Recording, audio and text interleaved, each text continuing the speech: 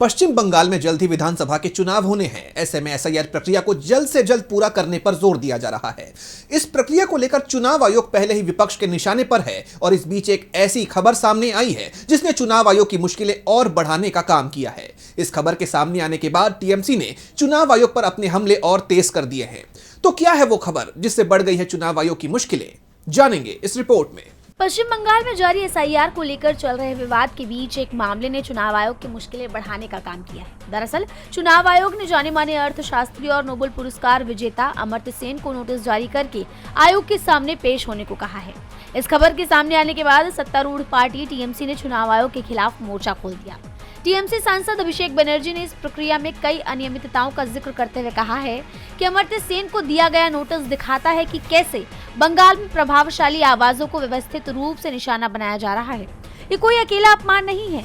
अभिनेता देव और क्रिकेटर मोहम्मद शमी को भी नोटिस भेजे गए थे। मानो उपलब्धि, ईमानदारी और गरिमा का कोई महत्व ही नहीं रह गया हो।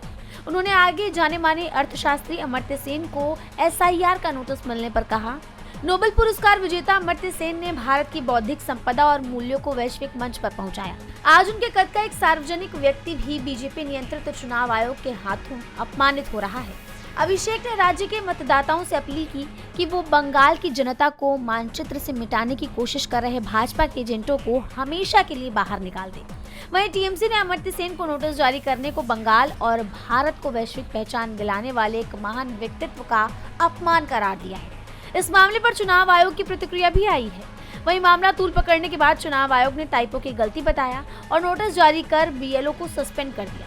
विवाद के बाद चुनाव आयोग ने कहा कि अमर्त्य सेन को आयोग के सामने पेश होने की कोई जरूरत नहीं है। लेकिन ये मामला सामने आने के बाद एसआईआर प्रक्रिया सवालों के घेरे में आ गई है। सवाल उठ रहे हैं कि जब एक ऐसी टाइपो मिस्टेक जाने माने व्यक्तियों के लिए हो सकती है तो आम जनता के साथ तो ना जाने कितनी गलतियां हो रही होंगी। डीबी लाइव पश्चिम बंगाल की रिपोर्ट।